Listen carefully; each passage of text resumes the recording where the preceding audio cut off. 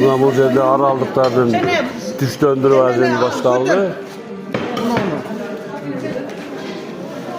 Түш döndürü деген şu vatken buna. Setkani bir. Gel ekiden. Sayıra cingen nayakları buna. Ha gel bas.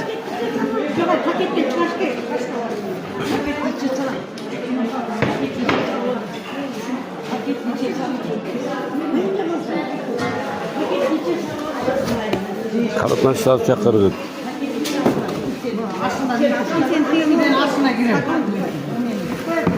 Göçle bir tarikat salgıla.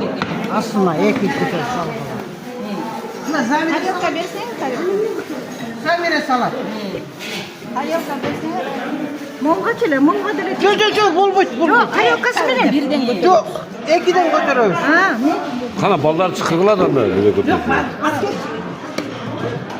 Ana kızlar var, ayda var. Onlar da var aslında. Koşalım, oyna gelin, gönlün açık aldayım, birge güvenin, Yılmaz olur kısmında, gönlü güvenin, kulak olur kısmında, gönlü güvenin, kulak olur kısmında, gönlü güvenin. Ben elektrikten çok güzel bir gün yaşları, yaşamışlar. Öyle, bırakın, kurmatlı, kudalar, Tokta. ne demek? Son kudalar. Bildiğin. Kalsas kudalar, bakışlar. Tamam kızlar, sana makinelerini, hana. Gelin gidelim. Kımbatlı kulaklarlar, kanday aman esen, jakşı, çarçavay, çalıkbay, şu aralayına gelip aldığımızlar bu. Kulduklarımız var. İki yaş baktığımız talaylı oluş için çoğ apasının birge yürüp, birge içip, birge patruşka olup durgan ayaşlarımız. Oşun için kudalardı ikisine kutluktap, ikisine süş döndürüp koyalım degen niyetle gelip kaldık. Abi üçün barına razı olmuşlar.